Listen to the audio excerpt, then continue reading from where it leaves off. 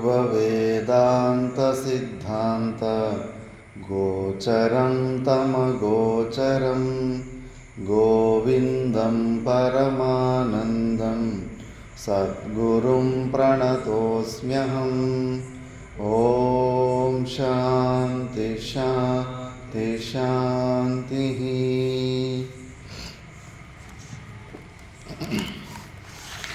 మనం వివేక చూడమని విచారం చేస్తున్నాం. అందులో కోనామ బంధ, బంధం అంటే ఏంటి అనే ప్రశ్నకు ఉత్తరం తెలుసుకున్నాం. దాని తర్వాత ఆత్మ అంటే ఏంటి, అంతకుముందు అనాత్మ అంటే ఏంటి అని తెలుసుకున్నాము. ఆత్మ అంటే ఏమి అనే ప్రశ్నకు ఉత్తర రూపంలో విధాలుగా తెలుసుకుంటున్నాము. నెక్స్ట్ శ్లోకంలో వస్తుంది అదే ఆత్మ గురించి. జ్ఞాతా మనోహం కృతివిక్రియాణం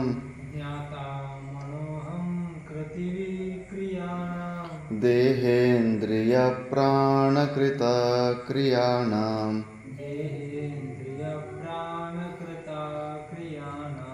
అయోగ్నివత్తాననువర్తమానో न चेष्टते नो विकरोति किंचन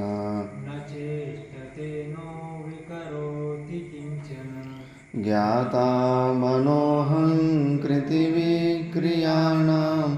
देहेन्द्रिय प्राणकृता क्रियाणाम् अयोग्निवत्ताननुवर्तमानो न चेष्टते नो विकरोति किंचन। ಹೇಳ್ತೀಯಾ?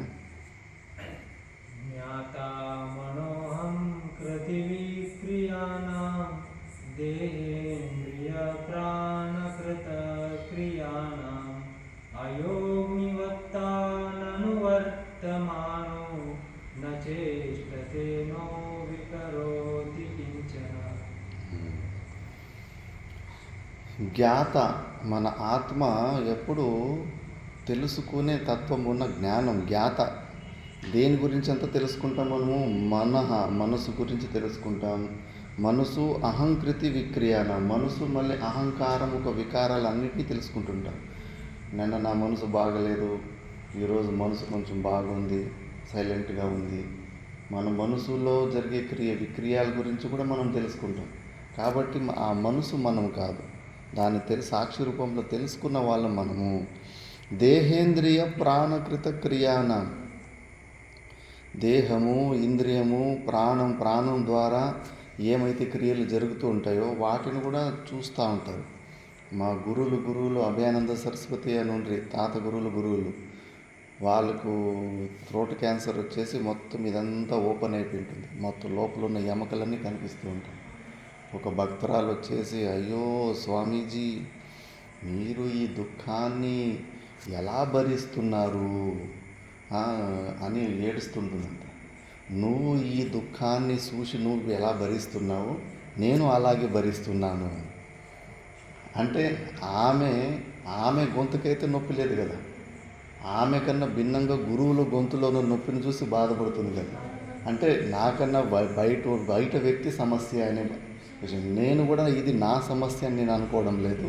నేను కూడా వేరే వ్యక్తి గొంతు నొప్పిలాగానే చూస్తున్నాను.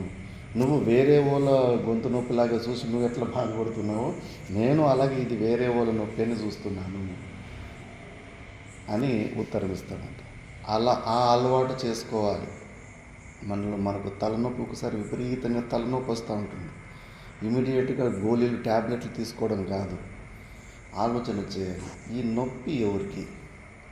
శాస్త్రం చెబుతూ ఉంది, మన ఆత్మలో అసలు నొప్పి అనేది, దుఃఖం అనేది లేనే లేదు, ఆనంద స్వరూపం. మరి నాకేమో ఈ నొప్పి అనుభవం అవుతూ ఉంది. ఈ నొప్పిని నేను ఇప్పుడు సాక్షి భావంలో నేను ఎట్లా చూడాలి? అభ్యాసం చేసుకోవలేదు. నొప్పి కలిగినప్పుడే ఆ నొప్పి నాది అని స్వీకారం చేసేస్తే ఇమీడియట్గా తలనొప్పి మాత్రం తీసుకోవాలనిపిస్తుంటుంది, ఇంకోటి ఏదో విక్స్ పెట్టుకోవాలనిపిస్తూ ఉంటుంది. అలా కాదు, ఒక్కొక్కసారి పరీక్ష చేసుకోవాలి. ఎందుకు ఈ నొప్పి వస్తూ ఉంది? ఈ నొప్పి శాస్త్రము గురువులు చెప్తున్నారు, ఇది ఆత్మకు మాత్రం నొప్పి లేదు అని. మరి నేను ఆత్మస్వరూపాన్ని, నాకెందుకు బాధ కలుగుతూ ఉంది, ఎక్కడ ఉంది సమస్య ఏంటి అని ఆ నొప్పిని కూడా సాక్షి భావంలో చూసి అలవాటు చేసుకోవాలి. అలవాటు చేసుకుంటే ఆ నొప్పి మనది కాదు. ఆ నొప్పి మనకు ఎందుకు ఎక్కువగా కనిపిస్తున్నది, మన మనసు మొత్తం ఆ నొప్పి మీదనే కేంద్రీకరించుంటాం. సడన్గా మనసు బుద్ధిని మన ఆత్మస్వరూపం గురించి అలాంటి నొప్పి కలుగుతున్న సమయంలో నేను సచ్చిదానంద స్వరూపనైన ఆత్మని, ఈ నొప్పి నాది కాదు అని ఇట్లా మెంటల్ ప్రాసెస్లో హిప్నోటైజ్ చేసుకుంటూ ఉండాలి. అప్పుడు అది దూరం అవుతుంది. నాకు చిన్నప్పుడు ఒక చిన్న ఇన్సిడెంట్ గుర్తు ఉండే, ఎట్లా మనసు తత్వం ఎట్లుంటుంది అని చెప్పేసి మనం దాని గురించి ఎక్కువ ఆలోచిస్తేనే ఆ నొప్పి ఇంకా ఎక్కువ అవుతుంది. సడన్గా మనసు వేరే చోటు తిప్పేసినట్టే అసలు మర్చిపోతాం. అక్కడ 10-15 సంవత్సరాల సమయంలో ఎండాకాలంలో ఉష్ణం అయిపోయింది, వేడి అయిపోయి మూత్రం కూడా ఎల్లో పసుపు రంగులో వచ్చి బాగా నొప్పి అంటే నొప్పి, కూర్చోలేము, నిల్చోలేము, పడుకోలేము. ఏమేమో చెప్తున్నారు, చక్కెర నీళ్ళు కొన్ని తాగమంటున్నారు, బొడ్డుకి ఆందం పూస్తారు, శుద్ధ పూస్తారు చల్లగా అవడానికి. ఇప్పుడు ఇంకా చాలా తెలిసినాయి. మామిడాకి తోటాలు కూడా కొన్ని నోట్లకు వేసుకొని నమిలితే ఆ రసాన్ని లోపలికి తీసుకుంటే పులుపుది బాడీలో ఉన్న ఉష్ణం తగ్గిపోతుంది. పులుపు ఐటమ్ చింత చెట్టు ఆకలు, దాన్ని కూడా నమిలి దాని రసం లోపలికి తీసుకుంటే శరీరంలో ఉన్న వేడి తగ్గిపోతుంది. ఇవన్నీ అప్పుడు ప్రయత్నాలు చేస్తున్నప్పటికీ నొప్పి మనసంతా దాని ఉందని సడన్గా ఒక వార్త వినిపించింది. అప్పుడు అరే మీ పెద్ద నాన్న జమీన్ విషయంలో గొడవలు కొట్టుకుంటున్నారు అని చెప్పారు. ఇంకంతే మనసు ఇక్కడి నుంచి శరీరం నుంచి పోయిడ్చి అక్కడికి వెళ్ళిపోయింది. సడన్గా సైకిల్ వేసుకొని పోయిడ్చి ఎక్కడ గొడవ పడుతున్నారో అక్కడికి పోయిడ్చి ఆ గొడవలో నేను కూడా కొద్దిగా ఇన్వాల్వ్ అయిపోయిడ్చి తర్వాత గొడవ అంతా అయిపోయిన తర్వాత మళ్ళీ ఇంటికి వచ్చి కూర్చుంటే సడన్గా నాకు గుర్తుకొచ్చింది, అయ్యో నేను విపరీతమైన ఉష్ణం బాధలతోటి బాగా తొండలాడుతూ ఉంటే కష్టపడుతూ ఉంటే ఆ నొప్పి ఎక్కడ ఏమైపోయా ఆ నొప్పి అంటే మనసు ఎక్కువ దాని మీదనే కేంద్రీకరించినందుకు ఆ నొప్పి ఇంకా ఎక్కువ ఇబ్బంది పడుతుంది. సడన్గా మనసు అటు వెళ్ళిపోయి కదా, అక్కడేదో గొడవ జరుగుతూ ఉందనే సరే సడన్గా మనసు అక్కడికి వెళ్ళిపోయేసరికి అసలు ఈ నొప్పి నాకు తెలియలేదు మళ్ళీ. అలా మనసు ఒక తత్వము మనము తెలుసుకోవాలి. అలా ఎందుకే అలాంటి నొప్పులు కలిగే సమయంలోనే ఎక్కువ సాధన, వేదాంతము ప్రాక్టికల్గా ఎంతవరకు మనలో ఉంది. ఈ నొప్పి నాది కాదని గురువులు అంటున్నారు, శాస్త్రం అంటుంది, కానీ నా అనుభవ రూపమైతే నాకే అనుభవం అవుతూ ఉంది, నాకే నొప్పి వేస్తూ ఉంది. ఎక్కడ పొరపాటు ఎక్కడ జరుగుతూ ఉంది. నాకేమో గురువులు చెప్పేది శాస్త్రం చెప్పేది అర్థమైనట్టే ఉంది, కానీ నొప్పి చూస్తే నాకే అయినట్టు ఉంది. అంటే నేను ఎక్కడున్నాను, నేను సాక్షిభావంలో ఉన్నానా లేదా ఈ శరీరంలోనే ఉంటాను. శరీరంలో అహంకారం ఉంటుంది కదా, ఆ అహంకారాన్ని నేను అని అనుకుంటాం. ఎప్పుడు 24 గంటలు అదే నేను మనిషిని అనే భావంతోనే ఉంటాం. నేను సచ్చిదానంద స్వరూపుడి అనే భావంలోకి కనీసం అభ్యాసం కూడా సరిగ్గా చేసుకోవాలి. అలాంటి ప్రతికూలమైన పరిస్థితుల్లోనే సాక్షి భావంలో ఉండి అభ్యాసం చేసుకుంటే కొన్ని రోజులు అలవాటు చేసుకుంటే, నేను ఒకరోజు సుమారు 4.5 గంట పట్టింది, విపరీతమైన తలనొప్పి. ఇంకా ఆ రోజు డిసైడ్ అయిపోయాను, ఈ నొప్పి మాత్రం నేను స్వీకరించడానికి నేను సిద్ధంగా లేను. ఎంతసేపు ఉంటుందో పర్వాలేదు, నాకు ఈ నొప్పికి సంబంధం లేదు. నేను ఏ ట్యాబ్లెట్లు వేసుకోను, చూస్తూనే ఉంటాను. ఈ నొప్పిని కూడా నేను సాక్షిగానే చూస్తూ 4.5 గంట పట్టింది, మళ్ళీ తానంతకు తాను మాయమైంది అంతే. నొప్పి 15 ఏళ్ళ నుంచి వస్తుంది. పని చేసేటప్పుడు కానీ దత్తాత్రేయ తీసుకుంటే ఆటోమేటిక్ పోతాను. ఇందువల్ల మా ఇంట్లో కూడా ఎవరు చెప్పలేదు. అది సమస్య అంతే. మరి సాక్షి ఎక్కువ ఉంటుంది కదా, కాలు అనేది అంత మనసులో ధ్యానం చేసుకుంటే ఉండదు. అది పరమాత్మని అప్పుడు మన మనసుని మొత్తం మన పరమాత్మని వైపు, ఆ సచ్చిదానంద స్వరూపుని వైపు, సాక్షి చైతన్యం వైపు అటు తిప్పేది. ఆ నొప్పి మీదనే, ఆ మోకాల మీదనే అక్కడ తిప్పితే కానీ ఇంకా ఎక్కువైపోతుంది. వదిలేసి అట్లా. అందుకే దేహేంద్రియ, దేహము, ఇంద్రియము ఇవన్నిటి క్రియలు ఏమేమి జరుగుతుంటాయో అది నాలో జరుగుతున్నాయని నా అసలు స్వీకరించద్దు. పక్కోడి శరీరానికి జరిగినట్టు చూసుకోవాలి ఈ శరీరంలో. ఇప్పుడు పక్కలో ఎవరికైనా వాడికి తలనొప్పి వస్తూ ఉంటే కన్నా మనకి ఎంత కొద్దిగా బాధ అవుతుంది, అయ్యో పాపం వాడు తలనొప్పితోటి బాధపడుతున్నాడు. అలాగే మన శరీరంలో వచ్చే తలనొప్పిని కూడా పక్కోడి తలనొప్పిలాగా చూడాలి. ఈ అలవాటు కొద్దిగా ప్రాక్టికల్గా చేసుకోవాలి. ప్రాక్టీస్ అవుతుంది, మంచి వాస్తవం. ఇప్పుడు కిక్ బాక్సింగ్లు చేసేటప్పుడు బాక్సర్లకి వాళ్ళకి ట్రైనింగ్లో ఏముంటుందో తెలిసిన, దెబ్బలు కొడతారు, ఊరికి వాళ్ళు దెబ్బలు తినాలి. దెబ్బలు తిని శరీరం గట్టిపడాలి. అదే మనకు వేరే మిగతా సమయంలో ఊరికే అట్లా అంటేనే మనకు విపరీతమైన కోపమై గొడవకి వెళ్ళిపోతాము. కానీ ఆ ట్రైనింగ్లో రోజుకు ఒక 10,000 దెబ్బలు తింటారు ట్రైనింగ్ తీసుకునేటప్పుడు. మరి ఆ దెబ్బలు వాడికి ఎందుకు నొప్పి అయ్యవు? దెబ్బలు అంటే ఎలాంటి దెబ్బలు? ఎముకలు ఇరిగిపోయేలాంటి దెబ్బలు, బాక్సింగ్ దెబ్బలు అంటే. కానీ అన్ని దెబ్బలు కొట్టినా కూడా వాడికి ఎందుకు నొప్పి వేయలేదు? ఆనందం, వానికి అందులో ఆనందం ఎందుకు వచ్చింది? ఆలోచన చేయండి. అదే మిగతా టైంలో ఎవరైనా టీచరు వీళ్ళు ఊరికి కట్టితోటి కొడితే చాలు కొయ్యని లేనిపోని దుఃఖం వచ్చేస్తుంది. పిల్లలు ఊరికే తలకి టప్ అని కొడితే కన్నా కొయ్యని కళ్ళలో నీళ్ళు వచ్చేస్తాయి. ఆ బాక్సర్లు ఎన్ని దెబ్బలు తింటారు? మళ్ళీ ఇదే పిల్లలు ఆటలాడుకునేటప్పుడు గడ్డం కూడా పగలు కొట్టుకుంటారు. దానికేమి ఏడవరు. కానీ మిగతా వాళ్ళు ఊరికే కొడితే అది ఎమోషనల్, మానసికంగా లోపల మనసుకు దుఃఖాన్ని తెలుసుకొని అది నొప్పి ఎక్కువ అవుతుంది. ఆ బాక్సర్లు ఎన్ని దెబ్బలు తింటారు? వాళ్ళు 10,000 దెబ్బల కన్నా ఎక్కువ రోజుకి. వాళ్ళకి ఎందుకు ఆ నొప్పి సమస్య లేదు. ఇంకా ప్రేమతోటి కొట్టించుకుంటారు, ఇంకా గట్టిపడాలి, ఇంకా ట్రైనింగ్ తీసుకోవాలని చెప్పేసి. అంతే కదా, ఆట అంతే. ఇంకేం శరీరంకి అలాంటి దెబ్బల కన్నా ఇంకేం కష్టాలు వస్తాయి? మ్యాక్సిమం శరీరంలో రూపంలో దుఃఖం రూపంలో వస్తుంటాయి. అందుకే వాటిని సాక్షి రూపంలో చూసి అలవాటు చేసుకోవాలి. మళ్ళీ ఈ ప్రాణకృత క్రియానం, ప్రాణం అందరికీ పెద్ద సమస్య. ప్రాణమే నా స్వరూపం అనుకోండి. ప్రాణం ఉంటే ఉంటాను, ప్రాణం లేకపోతే నేను లేకుండా అయిపోతాను అని అందరికీ భ్రాంతి ఉంటుంది. లేదు, ప్రాణము మన స్వరూపం కాదు. ప్రాణం కూడా వచ్చింది పోయింది. ప్రాణం ఉన్నా పోయినా ఈ స్థూల శరీరం ఉన్నంతసేపు ఉంటుంది. మనం సూక్ష్మ శరీరంలో ఉంటాము, కారణ శరీరాల్లో కూడా ఉంటాం. శరీరాలకు అతీతంగా కూడా మనం ఉంటాము. యోగి సమాధి స్థితిలో ప్రాణం ఎక్కడాడుతుంది? స్తబ్దమైపోతుంది. నిలిపేసి ఉంటారు, రేచక కుంభకాలతోటి ప్రాణాన్ని స్తబ్దం చేసి ఉంటారు. కప్ప కూడా ఊపిరి తీసుకోదు. ప్రాణం ఉన్నా లేకపోయినా కూడా మనము ఉంటాము, మన స్వరూపం కాదు. అందుకే ఆ ప్రాణముఖ క్రియలు ఏంటంటే ఆకలి, దొప్పి పెద్ద సమస్య మనిషికి. ఈరోజు మనము ఎవరి దగ్గరన్నా గులాంగిరి స్వీకారం చేస్తున్నామంటే మనకున్న ఈ సమస్య ఆకలి, దొప్పి. ఇదొకటి లేకుండా ఉంటే కానీ ఎవరికి గులాం పని చేసేవాడు కాదు, ఎవరు ఉద్యోగాలు కూడా చేసేవాడు కాదు. విధి లేక అవన్నీ చేస్తున్నారంటే కానీ కూటి కోసమే కోటి విద్యలు అంటారు. మరి ఇంత పెద్ద సమస్యని దాని గురించి నువ్వు విచారణ చేయలేదా? శాస్త్రమోషం అసనాపిపాష రహితము. మన స్వరూపంకి ఆకలి లేదు, దొప్పి లేదు. మరి మనకేమో ప్రతిరోజు తినాలనిపిస్తుంది. ఒక్కరోజు ఒక్క పూట తినకపోతేనే ఏదోలా అనిపిస్తూ ఉంటుంది, ప్రాణ సంకటం అనిపిస్తూ ఉంటుంది. ఇంకా ఉపవాసాలు ఉన్నోళ్ళు చూస్తారు, వారం రోజులు 9 రోజులు ఉపవాసం ఉన్నప్పుడు ప్రాణంలో ఎంత ఆవేదన ఉంటుందో, సుస్తు ఆవేదన, అయ్యో ప్రాణం వెళ్ళిపోతుందేమో.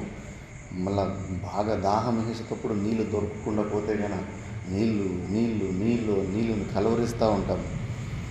అలాంటి అప్పుడే ఎక్కువ అభ్యాసం చేసుకోవాలి. అవును, ప్రాణం నా స్వరూపం కాదని శాస్త్రం అంటుంది, గురువులు అంటున్నారు. ఈ ఆకలి దొప్పులు కూడా ఆ ప్రాణముఖ ధర్మము అని చెప్పేసి. అందుకే యోగులు ఫస్ట్ ఈ ప్రాణాయామాలు చేసేసి ప్రాణాన్ని ఆపేస్తారు. ఎవరు లేకపోతే దీనికి రోజు భోజనం పెట్టి ఎంత పని, ఆ ఇంటికి పోయి ఈ ఇంటికి పోయి భిక్షాటన చేసి మొత్తము స్టోరీ అంతా ఇందులోనే ఉంది. అందుకే ఫస్ట్ వాళ్ళు ప్రాణాయామాలు చేసుకొని ఈ ఆకలి దొప్పి సమస్యల్ని దూరం చేసుకుంటారు. తర్వాత మంచిగా సపరేట్గా వాళ్ళున్న గుహల్లో ఆ గుహలకు ఎక్కడమే కష్టం ఉంటుంది. ఆలోచించండి, ఇక్కడ భోజనం అంత ఈజీగా దొరికే జాగాల్లో అసలు వాళ్ళు సాధన చేయరు. చాలా కఠినమైన ప్లేస్లో సాధన చేస్తున్నారు. ఎందుకంటే దీన్ని గెలిచింటారు, ఆకలి దొప్పి సమస్యలని గెలిచేసింటారు వాళ్ళు. ఎందుకంటే వాళ్ళు శ్రవణమన నిధిధ్యాసంలో జ్ఞానము నిశ్చయ రూపంలో ఉంది, మనకు కేవలం ఇన్ఫర్మేషన్ రూపంలో ఉంది, ఇంకా సంచయమే. శాస్త్రం చెబుతున్నా నీకు ఆకలి దప్పులు లేవు, గురువులు చెప్తున్నా కూడా ఇంకా పోయి తింటూనే ఉన్నాం మనం. అంటే ఇంకా సంచయం ఉంది, క్లారిటీ లేదు, ఆ తెగింపు రాలేదు మనకి. ఇంకా ఆలోచన చేయాలి. ఇంకా ప్రాణము ఆకలి దప్పులు నాకే వేస్తున్నాయి, తినకుండా పోతే నేను చచ్చిపోతాను, ప్రాణం వెళ్ళిపోతుంది, ప్రాణం వెళ్ళిపోతే నేను లేకుండా అయిపోతాను, నా అస్తిత్వమే ఇదైపోతుంది అని చెప్పేసి అలా వాటిని స్వీకరించినందుకు ఆ క్రియాలన్నీ కూడా మనమైపోతున్నాయి. వాటిని కూడా మనము సాక్షి రూపంలో చూస్తూ ఉండాలి, మనకు సంబంధించినవి కాదు. ఏదో ఒక రోజు యోగులందుకే నిర్వికల్ప సమాధి స్థితి అభ్యాసాలు కూర్చున్న వాళ్ళు తెగించి కూర్చుంటారు. వాళ్ళు శరీరం ఉంటే ఉండని, పోతే పోని, 2 రోజులుండి, 3 రోజులుండి, వారం రోజులుండి, ఉన్నన్ని రోజులు ఉండని, ఇంకా నేను మాత్రం ఇంకా దీనికి ప్రాణముఖ ధర్మమైన ఆకలి దప్పులకి నేను ఇంకా పని చేయడానికి పోను అని చెప్పేసి ఆపేసుకుంటారు వాళ్ళు. అందుకే అయోగ్నివత్తాను వర్తమానో నచేష్టతే నో వికరోతి కించన. ఇవన్నీ క్రియలు జరుగుతూ ఉన్నప్పుడు కూడా ఈ శరీరంలో అన్నిటినీ సాక్షి రూపంలో ఒక చైతన్యము చూస్తూ ఉంటుంది. ఆ చైతన్యము మన స్వరూపము. ఇప్పుడు అందుకే యోగులు స్టార్టింగ్లో ఇవన్నీ క్రియలు అన్నీ ఆపేసి నిర్వికల్ప సమాధి స్థితికి 10-15 సంవత్సరాలు వెళ్ళిపోతారు. వెళ్ళిపోయిన తర్వాత ఆ శరీరానికి ఒక ప్రారంభం ఉంటుంది. ఆ శరీరం నుంచి 10 మందికి మంచిదయ్యే ఉంటుంది.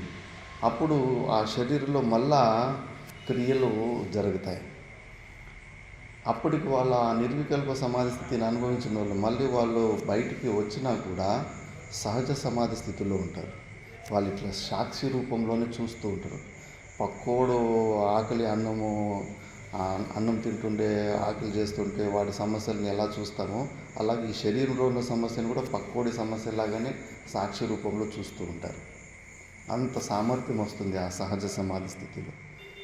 కానీ ఫస్ట్ నువ్వు అన్నిటినీ ఆపి ఆ నిర్వికల్ప సమాధి స్థితిని అనుభవించిన తర్వాత నీకు అలాంటి సహజ సమాధి స్థితి వస్తుంది. లేదంటే ముందుగానే జ్ఞానాభాసం అయిపోతుంది. వీటి గురించి ఇంకా సాధన గురించి ఏమీ చేయలేదు, కానీ నేను సాక్షి రూప చైతన్యాన్ని అహంకారంలో అనుకుని నేను బ్రహ్మని అనుకుని ఊరికి అనుకుంటా ఉండొచ్చు అంతే. మృత్యు దగ్గరికి వచ్చినప్పుడు అర్థమైపోతుంది ఈ నిశ్చయం ఎంతవరకు ఉందో అని చెప్పేసి. అయోగ్నివత్తాను వర్తమానో నా చేష్టతే నా వికరోతి. అయోగ్ని అంటే కన్నా రౌండ్ కలరు గుండ్రంగా ఉన్న ఇనుపుది ఉంటుంది. దాని అగ్గిలో వేడి చేస్తే కానీ అది ఎర్రగా ఉంటుంది. అదేమంటే కానీ ఎర్రటి ఇనుపు అంటాం. ఇనుపులో ఎర్ర రంగు లేదు, అది అగ్గికి ఉన్న రంగు.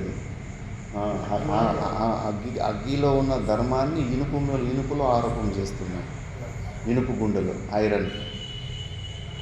అలాగే మన చైతన్యంలోనే సత్తా ఉండేది, స్ఫూర్తి ఉండేది మన సచ్చిదండ స్వరూపంలోనే.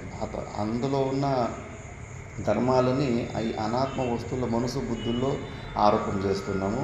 ఈ అనాత్మలో ఉన్న ధర్మాలని ఆకలి, దొప్పి, రోగాలు, పుట్టుడు, సచ్చుడు ఇవన్నీ కూడా ఈ అనాత్మ, ఈ శరీరంకు ఉన్న ధర్మాలు. ఈ ధర్మాలని మనలో ఆరోపణ చేసుకుంటున్నాము. నేను పుట్టేవాడిని, నేను సచ్చేవాడిని, నాకే ఆకలి దొప్పులు ఉన్నాయని చెప్పేసి. అక్కడున్నవి ఇక్కడ ఆరోపం, ఇక్కడున్నవి అక్కడ ఆరోపం, 2 పరస్పరంగా ఆరోపాలు చేసుకొని మిక్సప్ అయిపోయాము. అలా కాకుండా మనం ఆ సాక్షి చైతన్యం అన్న విషయాన్ని తెలుసుకొని అందులోనే నిలబడే సాధన చేస్తూ ఉండాలి. మళ్ళీ భగవద్గీతలో చెప్పింది ఇప్పుడు చెప్తున్నారు. నజాయతే నో మ్రియతే నవర్ధతే నక్షీయతే నో వికరోతి నిత్యః విలీయమానేపి వపుష్యముస్మిన్ నలీయతే కుంభ ఇవాంబరం స్వయం.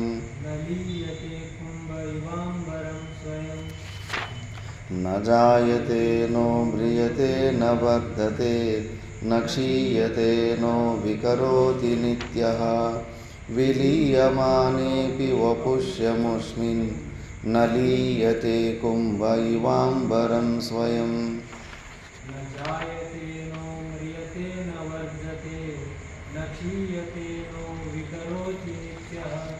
విలీయమానోపి వపుష్యముస్మిన్ న లీయతే కుంభ ఇవాంబరం స్వయం. మన ఆత్మస్వరూపము, మనలో ఉన్న పరమాత్మ తత్వము న జాయతే, అది ఎప్పుడు పుట్టదు. ఎందుకంటే నిత్యమైన వస్తువు, ఆల్రెడీ ఇది ఉంది. లేని వస్తువు పుట్టడానికి ఆస్కారం ఉంటుంది. మనము తల్లి గర్భంలో ముందు లేము, మళ్ళీ వచ్చాము. లేనందుకు వచ్చే అవకాశం ఉంటుంది. మనం ముందే ఉంటే కనుక మళ్ళీ ఇంకోసారి పుట్టాల్సిన అవసరం ఏముంటుంది. అందుకే ఆత్మ నిత్య స్వరూపం కాబట్టి అది పుట్టదు. నోమ్రియతే, అది ఎప్పటికీ దానికి నాశనం లేదు, సావదు. నా వర్ధతే, అది పెరగదు. నా క్షీయతే, అది క్షీణించదు. నో వికరోతి నిత్య, నో వికరోతి, ఏ వికారాన్ని పొందదు. అంటే షడ్భావ వికారాలు ఈ శరీరానికి ఉంటాయి. అస్థి, జాయతే, వర్ధతే, విపరిణమతే, అపక్షీయతే, వినశ్యతి అని షడ్భావ వికారాలు వ్యాస్కముని చెప్పిన శ్లోకంలో ఉంటాయి. ఫస్ట్ అస్థి జాయతే, అస్థి ఉండడం, జీవుడు అనేది ఉండడం, జీవ ఒక అస్తిత్వం. జాయతే పుట్టడం, వర్ధతే పెరగడం, మళ్ళా అపక్షీయతే మళ్ళీ క్షీణించడం. 50 సంవత్సరాల తర్వాత మళ్ళీ శరీరము క్షీణించిపోతూ ఉంటుంది. మళ్ళీ అపక్షీయతే నశించడం. ఈ షడ్భావ వికారాలు ఈ శరీరానికి ఉంటాయి కానీ మన ఆత్మలో ఉండవు. విలీయమానేపి వపుష్యమస్మిన్ నలీయతే కుంభ ఇవాంబరం స్వయం. ఇప్పుడు ఫస్ట్ మహా ఆకాశం ఉంటుంది. మహా ఆకాశం అంటే ఏమి? నారాయణ చైతన్యం. ఆకాశం అంటే ఏమి? బట్ట బయలు, ఖాళీ జాగా, స్పేస్. ఆకాశం అంటే అందరికీ బుర్రల పైన మేఘాలు, నక్షత్రం పైకే పోతుంది దృష్టి. పిక్చర్లు డ్రాయింగ్లు రాస్తే కూడా దాన్నే ఆకాశం అని రాస్తారు. ఖాళీ జాగా అని ఆకాశం అంటారు. ఫస్ట్ ఖాళీ జాగా ఉంటుంది. కుండలు చేసేవాడు అక్కడ వాని ఇల్లు ఉంటుంది. వాడు కుండలు పాట్ని తయారు చేస్తాడు. వాడు కుండలు చేసేటవాడు. ఆ మహా ఆకాశంలో కుండలు తయారు చేసితే ఒక 100 కుండలు తయారు చేస్తాడు. 100 కుండ లోపల ఉన్న ఆకాశాన్ని, ఆ మహా ఆకాశం కన్నా కుండలో ఉన్న ఆకాశము సపరేట్ అయిన ఆకాశము అని భ్రాంతి పుడుతుంది. ఇప్పుడు ఆ కుండ లోపల ఉన్న ఆకాశము తనకు తాను అయ్యో మహా ఆకాశానికన్నా నేను చాలా చిన్న ఆకాశాన్ని అని అది అనుకుంటూ ఉంటుంది. కుండ లోపల ఉన్న ఆకాశం. మనం కూడా అంతే. మనం సచ్చిదానంద స్వరూపులమే, సర్వవ్యాపకంగా అన్ని చోట్లనే ఉన్నాం. ఆ మట్టి కుండ లోపల ఉన్న ఆకాశం ఎట్లా ఇరుక్కుపోయిందో మనము ఈ శరీరం లోపల అలా ఇరుక్కున్నాం. అయ్యో నేను చిన్న జీవుణ్ణి, అల్పుణ్ణి, పుట్టి సచ్చేటోన్ని, అక్కడ పరమాత్ముడికి నాకు తులన ఏంటి, నేను పరమాత్ముడు ఎట్లయితానని మనము అనుకుంటున్నాం. అక్కడ కుండ పగిలిపోయింది అనుకో, మళ్ళా కుండాకాశము మహాకాశం అని 2 ఆకాశాలు ఉండవు, ఒకటే ఆకాశం అయిపోతుంది. ఇక్కడ కూడా అంతే. ఈ శరీరము నష్టమైపోయింది అనుకో, లోపలున్న జీవుడు మళ్ళా పరమాత్మ స్వరూపుడే అయిపోతాడు. అంతే డిఫరెన్స్. కాబట్టి శాస్త్రం అంటుంటుంది జీవుడు పుట్టాడు మళ్ళా పరమాత్ముడు లయం అయిపోయాడు అని చెప్పేసి. అందుకే పూర్వపక్షి డౌట్ అడుగుతాడు, ఒరే మీరేమో ఉన్నది ఒకటి పరమాత్ముడు సత్య వస్తువు అంటారు, మరి జీవుడు పుట్టాడంటే సృష్టి సత్యమా అని అడుగుతారు. మళ్ళా మనం గొంతు పట్టుకుంటారు. అసలు సృష్టి లేనే లేదంటారు ఒకవైపు, ఇంకోవైపు జీవుడు పుట్టా అంటారు. మళ్ళా మీరు తత్వమసి మహావాక్యాలు సాధనలు శ్రవణమన నిధిధ్యాసనాలు చేసుకొని మళ్ళా పరమాత్మలో లయమైపోయాడు అంటారు. పుట్టాడు, లయమైపోయాడు, మరి జగత్తు సత్యమే కదా అంటారు. అట్లా అప్పుడు వాళ్ళకి చెప్పేది లేదురా నాయన, పుట్టడం అంటే ఆ కుండలో ఉన్న ఆకాశం పుట్టినట్టే. అది వాస్తవంగా పుట్టలేదు, ఆల్రెడీ అక్కడ ఉండేది మహా ఆకాశమే. ఆ కుండ ఉపాధి రావడం వల్ల దానికి కుండాకాశము అని. ఇప్పుడు ఈ ఆశ్రమం కట్టుకముందు ఇదంతా ఖాళీ జాగా అని చెప్పేవాళ్ళు. ఆ ఆశ్రమం కట్టిన తర్వాత గర్భగుడి స్పేస్ అంటారు, hall space, bathroom space, room space, kitchen space, ఎన్ని స్పేసులు, ఖాళీ జాగాలకి ఇన్ని పేర్లు వచ్చేసాయి. మొత్తం మళ్ళీ ఈ బిల్డింగ్ మళ్ళీ డిస్మాంటిల్ అయిపోయింది అనుకో, మళ్ళీ ఒకే ఖాళీ స్థలమే ఉంటుంది. అంతే ఈ జీవులు కూడా అంతే. ఈ ఉపాధుల వల్ల వేరువేరుగా అనేక జీవుల్లాగా అనిపిస్తున్నారు అంతే. కానీ వాస్తవంగా ఊరికే ఇప్పుడు కుండ పగిలిపోయిన తర్వాత కుండలో ఉన్న ఆకాశం మహా ఆకాశంలో లయమేమవుతుంది. అది ఉన్న చోట అలాగే ఉంటుంది. అదేమి ఇది పోయిడ్చి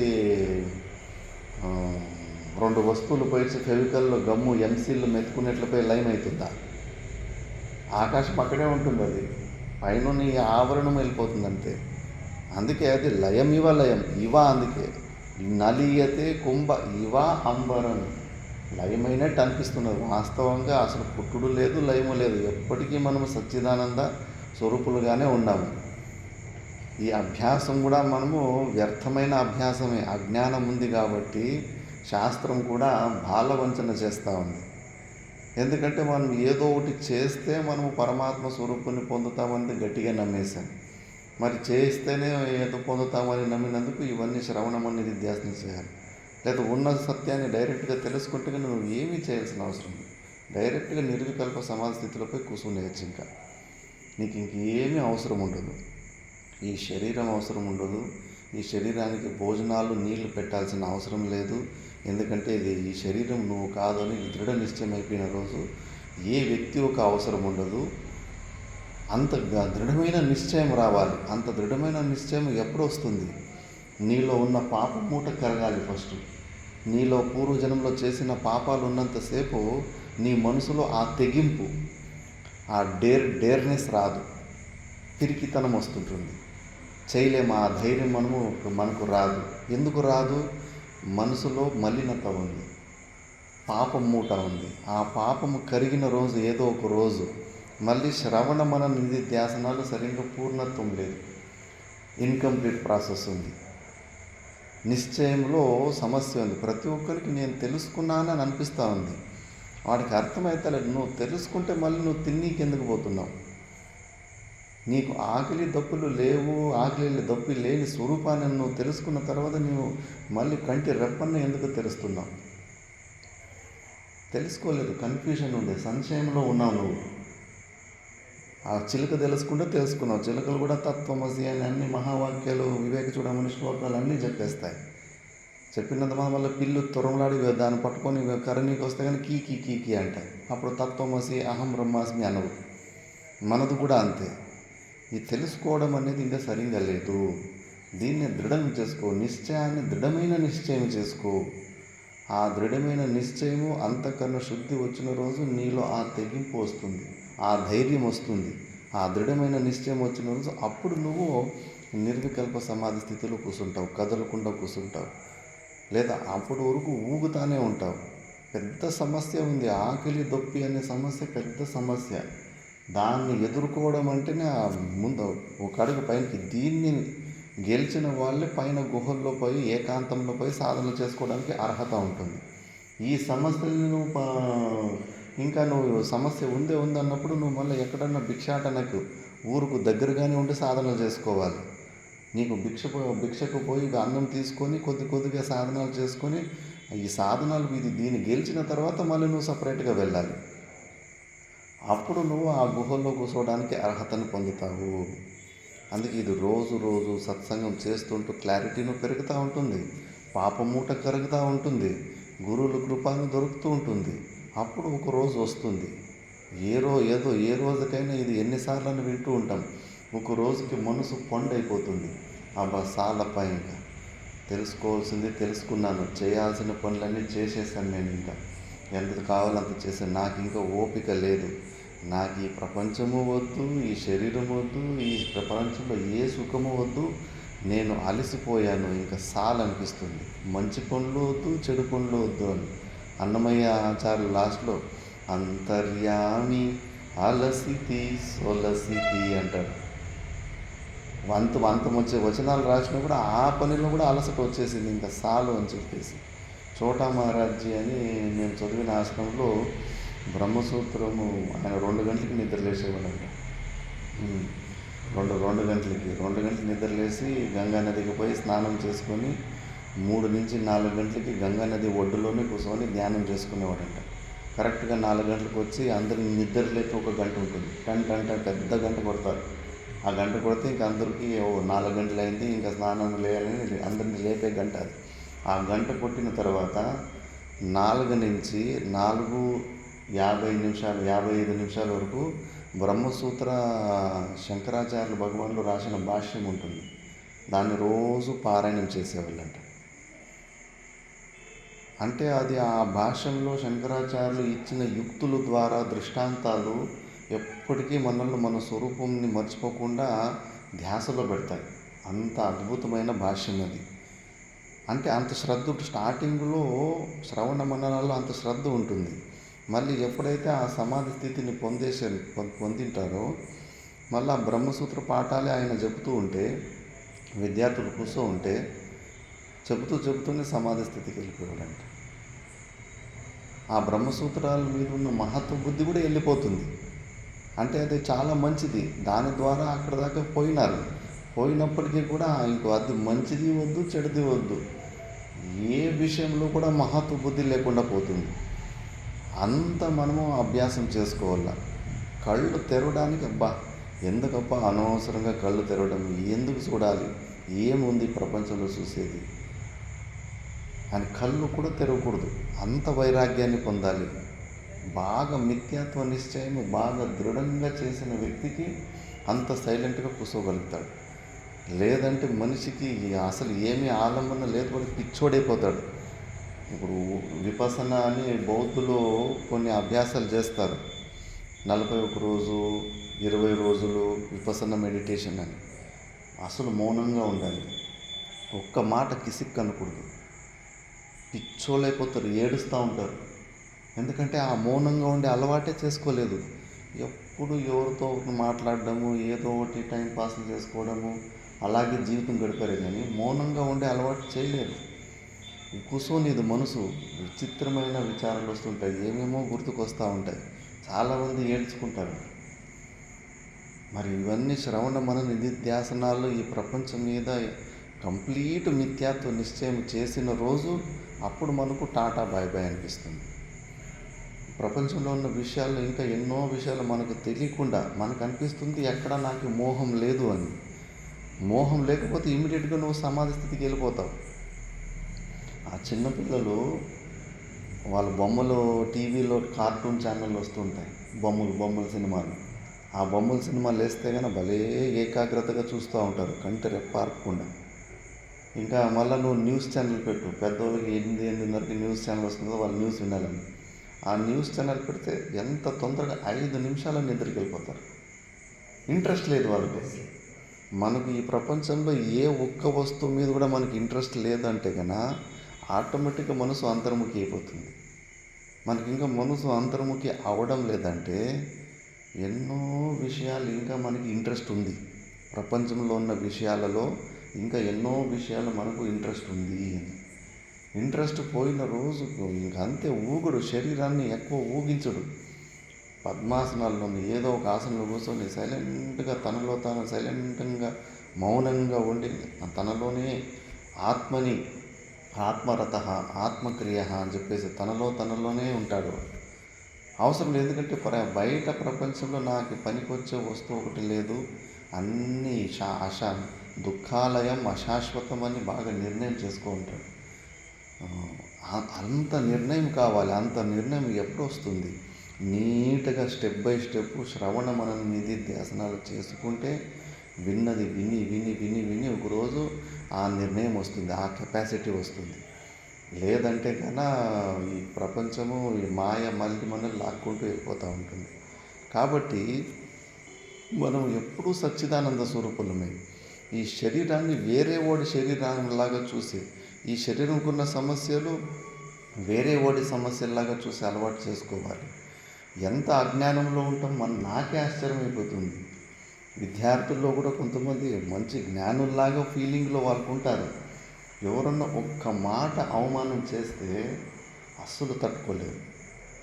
ఆశ్చర్యం అనిపిస్తుంది. అయ్యో ఒక్క మాట అంతేగాని ఈ శరీరము ఎవరు అన్నా అంటే ఈ శరీరాన్ని అంటారు. ఇంకా శరీరంలోనే ఉన్నాం కదా మనం. మనం శరీరంలో ఉన్నాం కాబట్టి ఎవరైనా అవమానం చేస్తే కన్నా దానికి బాధపడిపోతున్నాం మనము.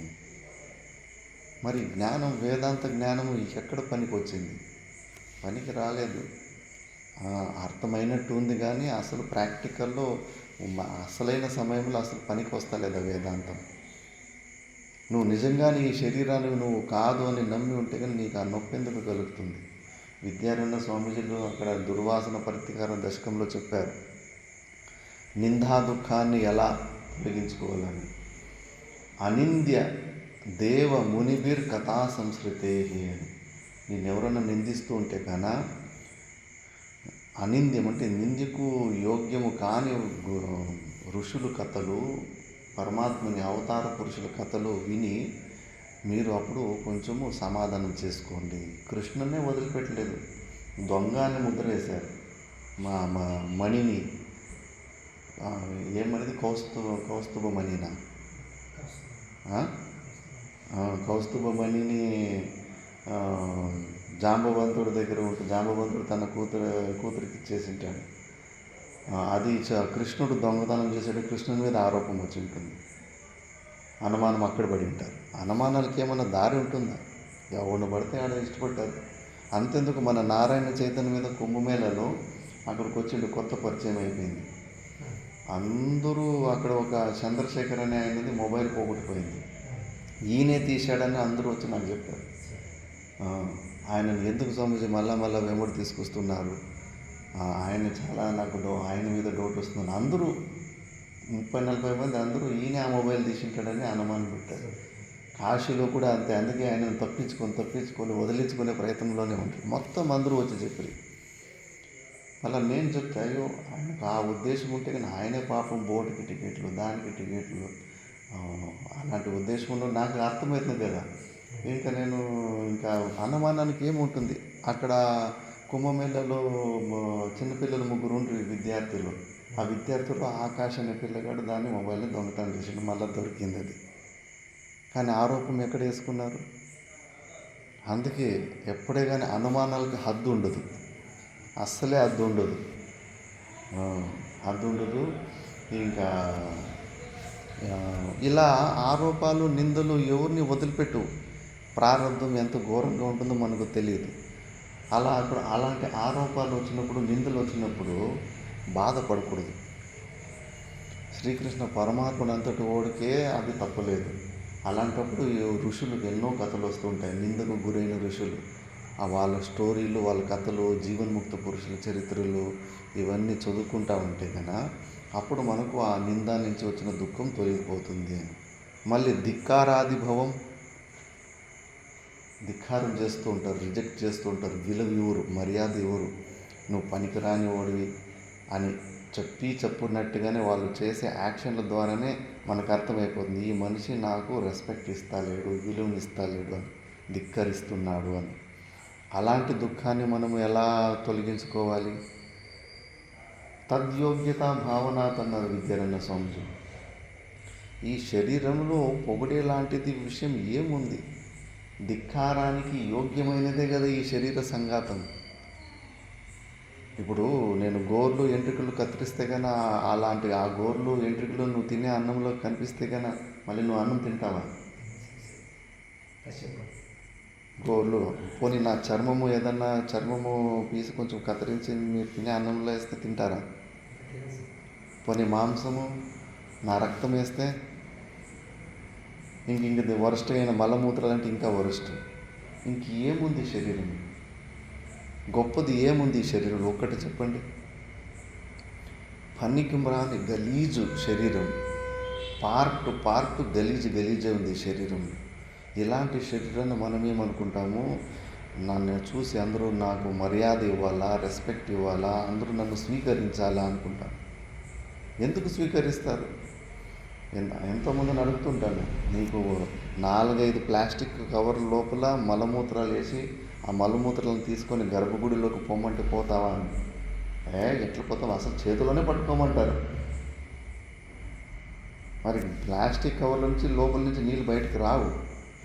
కానీ మన పొట్టాయి శరీరము తూట్ల జల్లెడి, దోమల పరదా ఉన్నట్లు ఈ శరీరము లోపల ఏమేమి గలీజ్ ఉంటుందో అవన్నీ బయట చెమట రూపంలో బయటకు వస్తూనే ఉంటుంది. మరి ఈ శరీరాన్ని మనము శుద్ధమని అనుకుంటున్నాం. ప్లాస్టిక్ కవర్ కన్నా వరస్ట్ అయిన ఈ శరీరం ఎప్పుడు డస్ట్బిన్నే ఇది. ఎప్పుడు మలమూత్రాల లోపల కొద్దిగానే స్టాక్ ఉన్నే ఉంటాయి. దాన్ని తీసుకొని గర్భగుడిలోకి పేర్చి మడి అంటాము, నన్ను ముట్టుకోవద్దు, నేను శ్రేష్ఠుని, నువ్వు నీచుడు అంటాము. భ్రాంతులకి ఏం హద్దే లేదు. మళ్ళీ ఇలాంటి శరీరాన్ని ఎవరన్నా ధిక్కరిస్తున్నాడో మర్యాదిస్తాడంటే ఎందుకు బాధపడాలి? ధిక్కారానికి యోగ్యమైనది ఈ శరీరము అనే భావంతో, ధిక్కారంతో వచ్చిన దుఃఖాన్ని తొలగించుకో అంటాడు విద్యారణ్య స్వామీజీ. ఇలా మనము ఎక్కువ విచారణ చేసుకోకుండా పోతే మనకు తెలియకుండానే జీవభావంలోనే ఉంటాం. 24 గంటలు జీవభావంలోనే ఉంటాం. అక్కడ ఆగాలి కదా. ఇంకా ఎన్ని శ్లోకాలు ఎందుకు వినడము? ఈ ఒక్క శ్లోకం విన్న తర్వాత రేపటి నుంచి నిన్నెవరన్నా కొట్టినా, తిట్టినా, అవమానించినా, ధిక్కరించినా నీకు నొప్పి కలగకూడదు. మరి నీకు నొప్పి కలుగుతుందంటే నువ్వు కూర్చొని ఆలోచించాలా. అయ్యో, నేను ఈ శ్లోకం ద్వారా తెలుసుకున్నాను, ఇవన్నీ నా ధర్మాలు కాదు, ఈ శరీర ధర్మాలు, దీనికి భిన్నంగా సాక్షి రూపంలో ఉన్నాను, నాకు ఈ శరీరాలకు సంబంధమే లేదు. కాకపోతే ప్రాక్టికల్గా అనుభవంలోకి ఈ నొప్పులు నాకు ఎందుకు వస్తున్నాయి విచారణ చేయాలి. ఎక్కడ గ్యాప్ ఎక్కడ వచ్చింది, అండర్స్టాండింగ్లో ఎక్కడ తక్కువ ఉంది, నేను విన్నది ప్రాక్టికల్గా నేను ఎందుకు అప్లై చేయలేకపోతున్నాను? ఎందుకంటే అహంకారం. ఇంకా నేను ఈ శరీరాన్ని, నేను జీవుణ్ణి అనే భావాన్ని వదిలిపెట్టలేదు. వదిలిపెట్టామని అనుకుంటున్నాం అంతేగాని దాన్ని వదిలిపెట్టలేదు. అందుకే శాస్త్రం సింపుల్గా చెప్పేసింది, త్యాగేన ఏకే అమృతత్వ మానసు. నువ్వు వదులుకునేది నేర్చుకోవాలంతే, పట్టుకునేది పొందేది ఏమీ లేదు. ఆల్రెడీ మనం వెతుకుతున్న పరమానందము, ఆ పరమాత్ముడు మనలోనే ఉన్నాడు. మరి ఎందుకు ఆయన కనిపిస్తలేడంటే కానీ మనం పనికిరానివన్నీ పట్టుకున్నాం. అహంకారం ద్వారా ఈ శరీరాన్ని గట్టిగా పట్టుకున్నాం. అందుకే దాన్ని వదిలిపించే ప్రయత్నమే చేస్తారు. శాస్త్రం కానీ గురువులు కానీ ఆ అహంకారంతోనే ఫుట్బాల్ ఆడుకుంటారు. రోజు ఫుట్బాల్ అహంకారానికి. ఎందుకంటే అది వేర్లు ఉన్నట్టు పైన కొమ్మలు ఎన్ని కత్తిరించుకుంటా ఉంటే ఏం ప్రయోజనం? అహంకారం అనే వేర్లు అలాగే ఉన్నప్పుడు ఎప్పుడైనా మన చుట్టూ అందరికీ దొరుకుతూ ఉంటుంది. అందుకే ఈ ఆత్మ గురించి లక్షణాలు చెబుతున్నారు. నీకు ఈ శరీరానికి ఎటువంటి సంబంధము లేదు. ఆ మహా ఆకాశం నుంచి కుండలో ఉన్న పాట్, ఆ స్పేస్ ఎలా పుట్టిందో అలా నువ్వు పుట్టావు, నేను సపరేట్గా ఉన్నానని నువ్వు అనుకుంటున్నావు అంతే. వాస్తవంగా ఆ కుండ వల్ల నీకు అది సపరేట్ ఖాళీ జాగా అని అనిపిస్తుంది. ఆ కుండ పోయిందంటే కానీ మళ్ళీ ఉన్నది ఒకటే వస్తుంది. ఇప్పుడు కూడా ఈ శరీరం వల్ల నువ్వు సంబంధం పెట్టుకోవడం వల్లనే నువ్వు పరిచ్ఛిన్నిని, నేను సపరేటు, పరమాత్ముడు సపరేటు అనే భావనలోకి వస్తున్నావు. ఈ శరీరాన్ని నువ్వు నష్టం చేసుకో, ఉపాధిని చాకులు తీసుకొని కత్తిరించుకోవడం కాదు. వివేకం ద్వారా ఈ శరీరంతో ఉన్న సంబంధాన్ని పెంచుకో. అది సాధ్యము. మాయకు ఆ శక్తి ఉంటుంది. నేను ఒకసారి ట్రైన్ది దృష్టాంతం చెప్పింటి. పెద్ద గురువులంతా బాగా సూక్ష్మంగా ఆలోచించారు. ఇప్పుడు ట్రైన్ ఇంజన్ ఉంటాయి, బోగీలు ఉంటాయి. ఆ బోగీలు తయారు చేసేటప్పుడు అక్కడ కూడా పెద్ద ఖాళీ జాగానే ఉంటుంది, బిగ్ స్పేస్, మహా ఆకాశమే ఉంటుంది. ఆ ట్రైన్ బోగీలు తయారు చేసిన తర్వాత పట్టాల మీద ఇంకా రెడీగా పోయినప్పుడు, ముఖ్యంగా మనం ఏసీ కంపార్ట్మెంట్లో టికెట్ తీసుకుని కూర్చున్నప్పుడు మీరు అబ్జర్వ్ చేయండి. అక్కడ ముందున్న సీట్లో ఏదన్నా ఈగలు పైకి లేస్తే కన్నా, ఇప్పుడు ముందర సీట్లో ఇట్లా ఈగలు పైకి లేచి ఉంటాయి, బోగి ఇట్లా పోతూ ఉంటుంది. అది ఆకాశంలో ఎగురుతుంది కదా. ఆ ఈగ పైన ఎగురున్నప్పుడు అది అక్కడే ఉండాలి, ట్రైన్ మాత్రం ఇలా పోతూ ఉండాలి. ఆ ఈగ వచ్చేసి వెనకాల వచ్చి డిక్కీ కొట్టుకోవాలి, కానీ అలా కొట్టుకోదు. ఆ పైన గాల్లో తేలుతున్నప్పుడు కూడా అది కూడా ఈగ కూడా ముందుకు పోతూ ఉంటుంది. అయ్యో, అది ఆకాశంలో ఉంది కదా, ట్రైన్ మాత్రమే పోవాలి కదా, ఈగ ముందుకు పోకూడదు కదా. ఎందుకు ఈగ కూడా ముందుకు వెళ్ళిపోతుంది అంటే, ఆ భోగి లోపల ఉన్న స్పేసు, ఇది బయట ఉన్న పెద్ద స్పేసు, మహా ఆకాశం కన్నా భిన్నంగా కొత్త స్పేసు, తయారైపోయిందా, ఆ స్పేస్కు ఈ స్పేస్కు భిన్నంగా అనిపిస్తలేదా? ఇప్పుడు అనిపిస్తుంది కదా భిన్నంగా, అది వేరు ఇది వేరు అని అనిపిస్తూ ఉంది. మళ్ళా పైన ఆకాశంలో గ్రావిటేషన్ ఓజోన్ లేయర్ అని ఉంటుంది. ఆ ఓజోన్ లేయర్ని దాటుకొని వెళ్ళిపోతే కన్నా గురుత్వాకర్షణ గ్రావిటేషన్ ఫోర్స్ ఉండదు. దాని తర్వాత బయట అక్కడ కూడా కొన్ని స్పేస్ ల్యాబ్లు అంటారు, అక్కడ కూడా పెద్ద ఇల్లులాగా కట్టుకున్నారు సైంటిస్టులు. అందులో కొంతమంది మనుషులు కూడా ఉంటారు. వాళ్ళు ఆ ఇల్లులాగా స్పేస్లో కట్టుకుంటారు ల్యాబ్లో, లోపల కూడా తేలాడుతూ ఉంటారు గాల్లో తేలినట్టు. మళ్ళీ బయట ఆకాశం అక్కడ వాళ్ళు స్పేస్ ల్యాబ్ నుంచి బయటకు వచ్చిన అక్కడ కూడా తేలుతూ ఉంటారు. అక్కడ లోపల ఆకాశం బయట ఆకాశం రెండు ఒకేలాగానే ఉంటాయి, వేరువేరుగా ఉండవు. కానీ భూలోకంలో మహా ఆకాశం వేరు, ఆ ట్రైన్ భోగి లోపల ఉన్న ఆకాశం వేరులాగా కనిపిస్తున్నాయి. ఎందుకు అంటే కన్నా అది ఎయిర్ టైట్ కంపార్ట్మెంట్ అంటారు. లోపల వాయువు ఉంటుంది భోగి తయారు చేసిన తర్వాత. ఆ వాయువు ఎయిర్ టైట్ వల్ల అది భిన్నంగా, ఆ దోషం వల్ల అది భిన్నమైన ఆకాశంలా కనిపిస్తూ ఉంటుంది. మనం కూడా అంతే. మనము అజ్ఞానం ఉన్నప్పుడు పరమాత్ముడు వేరు, పరమాత్మ కన్నా నేను భిన్నమైన జీవుడు, అల్పుణ్ణి అని మనకు నేను వేరు అది వేరు అని అనిపిస్తూ ఉంటుంది. ఎందుకంటే ప్రాక్టికల్గా వేరు వేరు ఉన్నాయి. పరమాత్మనికి చాలా శక్తి ఉంటుంది, మనకు చూస్తే దేనికి పనికిరాము, చాలా అల్పులమును, శక్తినే ఉండదు, పుట్టి సస్తూ ఉంటాను అనుభవ రూపంలో. మరి నేను పరమాత్ముడని అంటే ఎట్లా నమ్మాలి? మనసు ఎట్లా నమ్ముతుంది? నేను వేరు పరమాత్ముడు వేరని మనకు అనిపిస్తుంది. అదే యోగులకు వాళ్ళు ఈ శరీరంతో సంబంధాలను తెచ్చుకుంటారు, వాళ్ళకు ఆ జీవభావమే ఉండదు. ఈశ్వరో గురురాత్మేతి మూర్తి భేద విభాగిని. గురువులకు ఈశ్వరుకు అసలు ఏమి భేదం ఉండదు, ఒకేలాగానే ఉంటారు లోపల బయట అంతా. ఆ భేదం వాళ్ళకు ఉండదు జీవన్ముక్త పురుషులకు. అందుకే ఈ ఉపాధుల వల్లనే మనకు ఈ భేద బుద్ధి వస్తుంది, అంతేగాని వాస్తవంగా మనము ఈ జీవ స్వరూపులము కాము.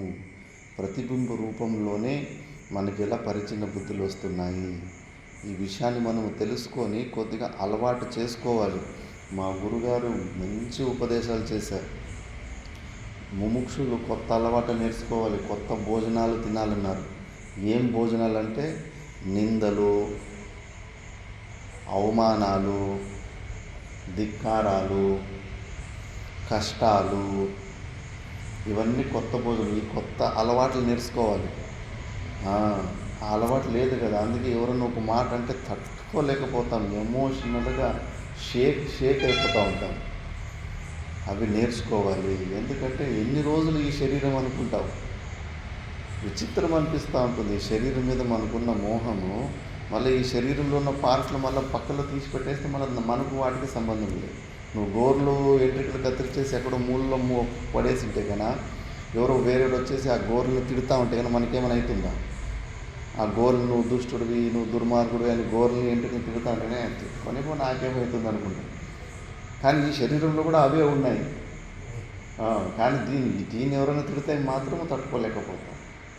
విచిత్రం అంటే విచిత్రం. విచారణ చేసుకోకుండా ఈ శరీరమే నేను అని నమ్ముతున్నాం. అందుకే మన వైదిక ధర్మంలో అన్ని పెద్ద పెద్ద పాపాలకు కూడా ప్రాయశ్చిత్తం ఉంది. గోహత్యకు కూడా ప్రాయశ్చిత్తం ఉంది. కొన్ని మెడలో కొన్ని ఎముకలు వేసుకొని, కొన్ని ప్లేసుల్లో పెడిసి, కొన్ని యాగాలు యజ్ఞాలు చేసుకొని, నడుచుకుంటూ పాదయాత్రలు చేసుకొని పోతే కానీ గోహత్య, ఆవును చంపిన దోషం కూడా పోతుంటుంది. గురుహత్య పాపానికి కూడా ప్రాయశ్చిత్తం ఉంది. మాతృహత్య, తల్లిని హత్య చేసిన పాపానికి కూడా ప్రాయశ్చిత్తం కొన్ని కర్మలు ఉన్నాయి, కర్మకాండం ఉన్నాయి, పరిష్కారం ఉంది. అలా ఎవరన్నా తెలుసో తెలియకో చేసింటే కానీ ఇప్పుడు దృష్టద్యుమ్నుడు ద్రోణాచార్యని చంపలేదా గురువుని? యుద్ధంలో చంపినట్లేదా? దానికన్నీ కొన్ని ప్రాయశ్చిత్తాలు ఉంటాయి. బ్రాహ్మణ హత్యానికి రాముడు రావణాసురుని బ్రాహ్మణుని చంపలేదా? దానికి 1,000,000 లింగాలు స్థాపన చేసి ప్రాయశ్చిత్తం. ప్రతిదానికి, ప్రతి ఒక్క తప్పుకి ప్రాయశ్చిత్తం కర్మలు కర్మకాండంలో ఉన్నాయి. కానీ ఈ శరీరము నేను అనే పాపానికి మాత్రము ప్రాయశ్చిత్తమే లేదు. దుర్మార్గులు చెప్తే ప్రాయశ్చిత్తం లేదంటారు కదా. అంటే రావణాసురుడు రాముడు చంపితే ఆయన ప్రయత్నం చేసుకోవాల్సిందే. బ్రాహ్మణోత్తములు కదా. చంపినారు కదా, మరి ఆయన పోయి బ్రాహ్మణ చంపినాం కదా అని పోయి చేస్తాడు. ఎందుకంటే అన్ని పౌరోహిత్వము వేదాలు అన్నీ అధ్యయనం చేసి ఉంటాడు కాబట్టి ఆ దోషం ఉంటుంది. అసలు ఎందుకు ఆ యుద్ధానికి ముహూర్తం పెట్టింది ఎవరు? రావణాసురుడే. అక్కడ ఎవరు బ్రాహ్మణుడే ఉండడు.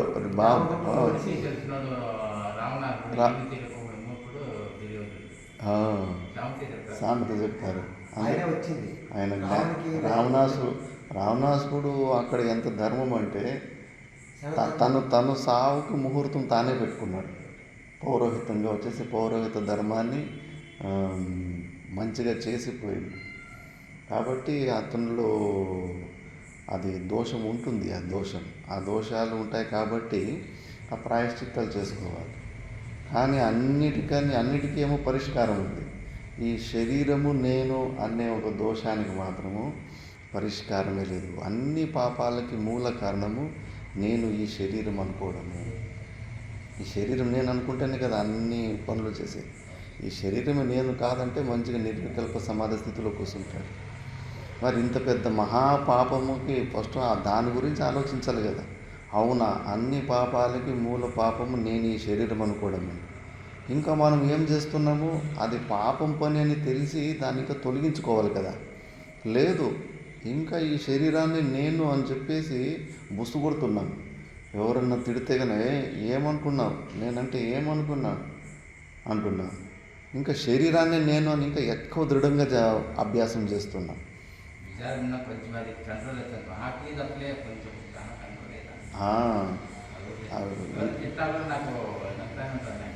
ఇంకా నువ్వు మనసుని ప్రాణాయామం కొద్దిగా మనసు వృత్తుల్ని తక్కువ చేసుకుంటే కనుక నిజంగానే ఆకలి ఎక్కువేది. వృత్తులు మనసు బాగా పరిగెడుతూ ఉంటేనే ఆకలి ఎక్కువ వేస్తూ ఉంటుంది. దాని వృత్తులు కొద్దిగా స్పీడ్ తగ్గినా కూడా ఆకలి తగ్గుతూ ఉంటుంది. కాబట్టి అవి మెల్లమెల్లగా అభ్యాసం చేసుకోవాలా. అన్నీ ఒకే జన్మలోనే అయిపోవాలనుకోవడం కూడా దురాశ అవుతుంది ఒకసారి. ఓపిక ఉండి మెల్లమెల్లగా ఎక్కడ ఇరుక్కున్నాను, రిపేర్ ఎక్కడ చేసుకోవాలి. ఇప్పుడు స్కూటర్లో ఆ గేర్ బాక్స్ చెడిపోయి ఉంటే కనుక నువ్వు పెట్రోల్ పైపులు అవి ఊరికి చూస్తూ ఉంటే ఏం ప్రయోజనం ఉంటుంది? ఎక్కడ రిపేర్ ఉందో, ఎక్కడ ప్రాబ్లం ఉందో, సమస్య ఉందో అక్కడ నువ్వు రిపేర్ చేసుకోవాలి. నాలో ఎక్కడ సమస్య ఉంది అది తెలుసుకోవాలి. సమస్య గురించినే సరిగ్గా తెలుసుకోవడం లేదు. నాకే ఆశ్చర్యం అనిపిస్తుంది. విద్యార్థుల్లోనే సువిచారంగా నాకేమీ సంశయాలు లేవు అని. సంశయాలు లేకుండా ఎట్లుండవు? సంశయాలు లేకుండానే భోజనం తిన్నీకి వెళ్తున్నావా? మరి శాస్త్రం ఉంటుంది నీకు ఆకలి దప్పులు లేవు అని. ఆకలి దప్పులు లేవన్నప్పుడు నువ్వు హాయిగా ఇది భోజనం తినకుండా అలాగే ఉండొచ్చు కదా. ఉండలేకుండా తిన్నికి పోతున్నట్టే అది పెద్ద సంశయం కాదా? శాస్త్రం చెబుతున్న దానికి నేను చేస్తున్న దానికి ఏమీ అర్థం లేదని అట్లా భ్రాంతుల్లోనే దాన్ని శుష్క వేదాంతం అంటారు. ఆ శుష్క వేదాంతం పనికిరాదు. మంచిగా నీట్గా శాస్త్ర ఆలంబన అంటే ఏమో అంతో చాలామందికి యాస్టకు వస్తుంది. ఎందుకంటే 3 పనులు చేయమంటే కానీ అందరూ చేస్తారు. కూర్చొని చదవంటారు అంటే కానీ విచారం చేయండి, మనసుకి దెబ్బలు పడే పనులు చేయమంటే అందరికీ అలర్జీ, అందరికీ యాస్టకు వస్తుంది. ఎందుకంటే అది కష్టము. కానీ అక్కడే ఉంది పని. శాస్త్రము ఆలంబన తీసుకుంటూ ఉంటే కన్నా అప్పుడు ఈ శరీరంలో ఉన్న సంబంధము రోజు విచారణ చేస్తూ ఉంటే కానీ అప్పుడు ఇది పల్సనవుతుంది. లేదంటే నేను శరీరము అనే భావం ఇంకా దృఢమైతూ పోతూ ఉంటుంది. అసలు కొద్దిగా విచారణ చేసి చూస్తే మనకు సమస్యలే లేవు, దుఃఖమే లేదు. లేని దుఃఖాన్ని ఉన్నట్టుగా ఊహించుకొని, లేని సమస్యని ఉన్నట్టుగా ఊహించుకొని అనవసరంగా పని చేస్తున్నాం. మనము చేయాల్సింది పని లేనే లేదు. కృతకృత్యలో మనము సంపూర్ణంగా ఉన్నాము, పరిపూర్ణంగా ఉన్నాం మనం. కానీ మనకు ఏమనిపిస్తుంది, ఇంకా నేనేదో చేయాలి, నేను ఇన్కంప్లీట్, నేను కంప్లీట్ కావడానికి, నన్ను పూర్ణత్వాన్ని పొందడానికి ఇంకా ఏదో చేయాలి. ఫస్ట్ ఆ నిశ్చయం గురించి ఆలోచించు. నువ్వు ఇంకా ఏదో చేయాలి అనే నిశ్చయం నీకు వస్తుంది కదా, అసలు అది కరెక్టా? అది ఒకసారి కూర్చొని చెక్ చేసుకో. సరిగ్గా విచారానికి తెలివికి నువ్వు సమయాన్ని ఇవ్వకుండా పోతే పని పెరుగుతుంది. ఇప్పుడు కళ్ళద్దాలు చేతిలోనే పెట్టుకొని నా దగ్గర ఫ్లెక్సులు లేవు అని అనుకుంటే కన్నా ఎంత పని పెరుగుతుంది. ఆ సెల్ఫ్ ఎదకాల, బీరు వెదకాల, బాత్రూమ్ ఎదకాల, అయ్యో ఆ చెట్టు కింద అక్కడ కూర్చోంటే ఆ చెట్టు కింద పెట్టుకుని అక్కడ దాకా పరిగెత్తిపోయి చూసి రావాలా, పరిగెత్తిచ్చేస్తుంది కదా కర్మ. నా దగ్గర ఫ్లెక్స్ లేదు అని అనుకోవడం వల్ల. అదే నా దగ్గర ఫ్లెక్స్ ఉంది అంటే కన్నా అంత పని ఎక్స్ట్రా మనకు రాదు కదా. ఇప్పుడు కూడా మనం చేస్తున్న పరిశ్రమ శ్రవణ మనన నిధిధ్యాసనాలు ఇదేమన్నా నిజమైన వాస్తవికమైన సాధన అనుకుంటూ ఇది బాలవంచనే, తెలియక విధి లేక చేస్తున్నాం. నేను అజ్ఞానిని, నాలో ఆనందం లేదు, నేను బంధంలో ఉన్నాను అనే నిశ్చయం ఉంది కాబట్టి మనం ఈ ప్రయత్నాలు చేస్తున్నాం.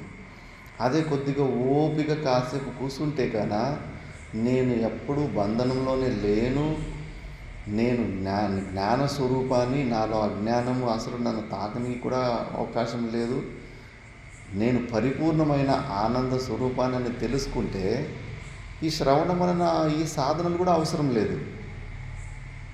కూర్చొని విచారణ చేయడం లేదు, నా దగ్గర లేదు కాబట్టి పొందాలని ప్రయత్నం చేస్తున్నా. మోక్షము నా దగ్గర లేదు. మోక్షం అంటే ఆత్యంతిక దుఃఖ నివృత్తి, పరమానంద ప్రాప్తి. మనకు మనసు ఏం చెప్తుంది, నీకు దుఃఖాలు ఉన్నాయి, ఆనందం లేదు అని మన మనసు మనకు నిర్ణయం ఇస్తుంది. అందుకే ఇప్పుడు మనము దుఃఖాలని తొలగించుకోవాలని, ఆనందాన్ని పొందాలని ఈ శ్రవణ మనన నిధిధ్యాసలని ఈ పని చేస్తున్నాం. ఆ ఫెక్స్ లేదు అని మనం అనుకున్నందుకే అంత ఎక్స్ట్రా పని చేయాలి. నాలో ఆనందము లేదు, దుఃఖం ఉంది అని అనుకోవడం వల్లనే ఈ పని చేయాల్సి వస్తాము. అదే కొద్దిగా ఓపికతోటి గురువుల దగ్గర ఉండి శాంతంగా విచారణ చేస్తే అసలు నాకు దుఃఖాలు లేవు, ఈ దుఃఖాలన్నీ ఈ శరీరానికి సంబంధం పట్టినవి, నాకు ఈ శరీరానికి అసలు సంబంధమే లేదు, ఊహించుకున్న సంబంధం అంతే అని. ఊహించుకునే కదా అన్ని సంబంధాలు, దుఃఖాలు, ఊహించుకున్న దుఃఖాలు ఎన్నో వస్తాయి. ఆ సినిమాల్లో కొన్ని సెంటిమెంట్ సినిమాలు ఉంటాయి. కరులిన కూగోని కన్నడలో వచ్చిండే, తెలుగులో మాతృదేవోభవ అని ఒక సినిమా వచ్చింది. ఎక్కువ కష్టాలు. 3 ఆడపిల్లలు ఉంటారు, వాళ్ళ తండ్రి చిన్న వయసులో చనిపోతాడు. ఇంకా అందరూ ఏడుస్తూ ఆ సినిమాపై అందరూ ఏడుచుకొని వస్తారు. నేను కూడా ఏడుస్తే ఆ థియేటర్లోనే అంత ఖర్చు పిలుస్తారు కన్నీళ్ళు తుడుచుకోనికి. అదేమన్నా వాస్తవికమా? అది డబ్బులు సంపాదించుకోవడానికి ఒక స్టోరీ రాసి వాళ్ళంతా నటించారు. లేని దుఃఖాన్ని మనము ఉన్నట్టుగా ఊహించుకొని ఏడ్చామా? దుఃఖాన్ని ఏడ్చామా లేదా? అవి మనకు దానికి సంబంధమే లేదు. డబ్బులు ఇచ్చి మరి ఏడ్చుకొని వచ్చాను. ఈ శరీరంలో కూడా అంతే. ఈ శరీరంలో అక్కడ వాళ్ళు సినిమాల్లో అసలు వాళ్ళ సినిమాలు వాళ్ళకి నిజంగా కష్టాలు కూడా వాళ్ళు నటించారంతే. నాకు కష్టాలు ఉన్నాయని నటించారు. వాళ్ళకు మన వాళ్ళు ఏదో మన ఇంటి వాళ్ళకు కష్టాలు వచ్చినట్టు మనం ఫీల్ అయిపోయి ఊరికే ఏడ్చుకున్నాం. సంబంధం పెట్టుకున్నామంతే, కల్పించుకున్నవే. దుఃఖము కల్పించుకున్న దుఃఖమే కదా అది. వాస్తవికంగా మన థియేటర్లో వచ్చి ఎవరన్నా కొట్టరా? ఎవరు కొట్టలే. మనమే ఊహించుకొని కల్పించుకొని ఊరికి ఏడుస్తూ ఉంటాం. ఇక్కడ కూడా అంతే. ఈ శరీరంలో ఉన్న సమస్యలని నా సమస్యలు అనుకొని అనవసరంగా అయ్యో నాకు దుఃఖాలు అంటున్నాం. సంబంధమే లేదు. ఆ సినిమాని సైడ్గా చూసి నాకు దీనికి సంబంధం లేదంటే ఈ శరీరంలో జరిగే పనులు కూడా సినిమాని చూసినట్టు చూస్తూ ఉండాలంతే. అప్పుడు తెలిస్తే కానీ అసలు నీకు దుఃఖమే లేదు అన్నప్పుడు ఆనందంగా మరి పోనీ ఆనందం నా దగ్గర దుఃఖం లేదు పోనీ ఆనందం ఉంటే ఆనందం ఎప్పుడూ ఉంది మనకు. నువ్వు సాక్షి చైతన్యంలో నిలబడితే, బింబరూపమైన చైతన్యం నిలబడితే అప్పుడు నీకు ఆనందం కూడా వ్యక్తమవుతూ ఉంటుంది.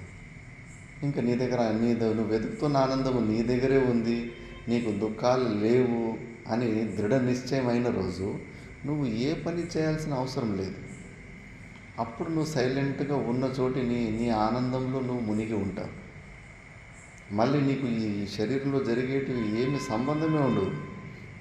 భజగోవిందులు అందుకే చెప్తాడు, యోగరతోవా భోగరతోవా సంగరతోవా సంగవిహీనః యస్య బ్రహ్మణి రమతే చిత్తం నందతి నందతి నందత్యేవ భజ గోవిందం భజ గోవిందం గోవిందం భజ మూఢమతే.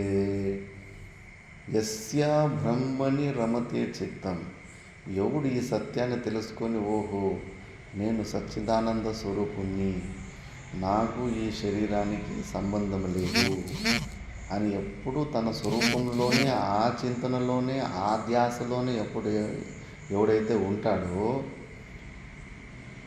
వాడికి ఎప్పుడు ఆనందంగానే ఉంటుంది. వాడు భోగాల్లో మునిగినా కూడా మందిలో 10 మందిని బిజీగా మాట్లాడుతున్నప్పుడు, ఎక్కువ పని చేస్తున్నప్పుడు, సైలెంట్గా ఉన్న సంఘంలో ఉన్నప్పుడు, సంఘం రహితంగా ఉన్నప్పుడు, అన్ని క్రియల్లో కూడా వాడు ఎవడు అనే ఆ స్వరూపాన్ని మాత్రం మర్చిపోడు. అప్పుడే మనిషి శాంతంగా ఉండడానికి ఛాన్స్ ఉంటుంది. లేదంటే మాయ ఆట ఆడిచ్చేస్తూ ఉంటుంది. వాడి స్వరూపం, వాడు ఎవడనే స్వరూపాన్ని కాసేపు మనం మర్చిపోతే మళ్ళీ నేను జీవుడు అనుకుంటే మాత్రం ఇంక అన్ని సమస్యలు స్టార్ట్ అయిపోతూ ఉంటాయి. అలాంటి స్థితిని, అలాంటి ఆత్మరత, ఆత్మక్రీడ, మనలో మనమే ఆనందంగా ఉండే తత్వాల్లో మనము అప్పుడు ఆ తత్వాన్ని మనము స్థిరం చేసుకోవాలి. ఎలా అవుతుంది స్థిరము? శ్రవణం. మంచిగా ఇలా కూర్చొని 4 గంటల సేపు స్వాధ్యాయం చేసుకోవాలని గురువులు, అందుకే ఉత్తర భారతంలో 4 క్లాసులు మధ్యాహ్నం కూడా పెట్టుకోవాలి. మధ్యాహ్నం 12:30 నుంచి 1 గంటకు ఉండే ముందు మధ్యాహ్నం ఒకటి ఉండే, ఉదయము మధ్యాహ్నము ఇలా 3 గంటల సేపు మొత్తము బుర్రనంతా ఇటువైపు తిప్పుతూ ఉంటే ఇటువైపు అలవాటైపోతుంది. మళ్ళీ ఎవరన్నా సంసారం గురించి, ప్రపంచం గురించి మాట్లాడడానికి వస్తే వాళ్ళ నుంచి దూరంగా ఉండాలని వాళ్ళ ఫ్రెండ్షిప్ కట్ చేసుకుంటాం.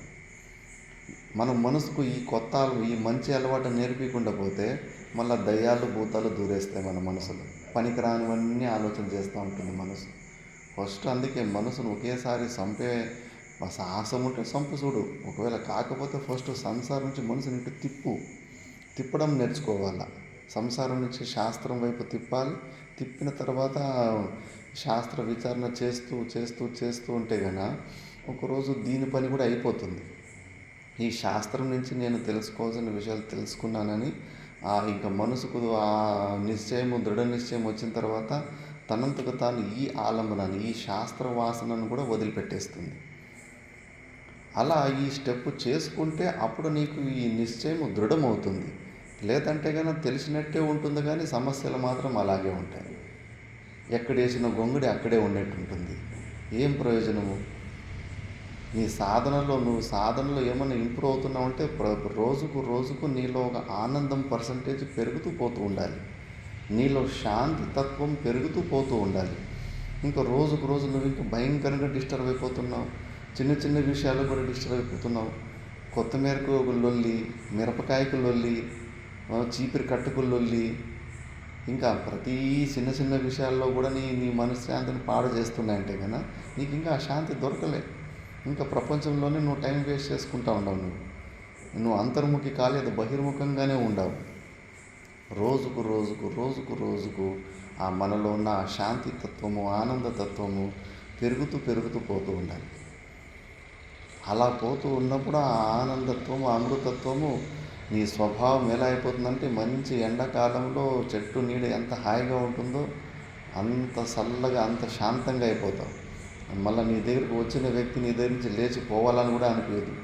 అంత శాంతమైన స్వభావం అయిపోతుంది. రోజు ఇలా సత్సంగం చేసుకుంటామంటే ఆ నిశ్చయం దృఢమవుతుంది. మిగతాది మనము నెక్స్ట్ క్లాస్లో ఉదయం చూసుకుందాం. ఓం పూర్ణమదః పూర్ణమిదం పూర్ణాత్ పూర్ణముదచ్యతే పూర్ణస్య పూర్ణమాదాయ పూర్ణమేవావశిష్యతే. ఓం శాంతి ಶಾಂತಿ ಶಾಂತಿ. ತೆಲುಗು ಅರ್ಥ ಆಗುತ್ತಪ್ಪ ನಿನಗೆ? ಏನಾದರೂ ಅಕ್ಷರಗಳು ಅರ್ಥ ಆಗಿಲ್ಲ ಅಂದರೆ ಕೇಳು.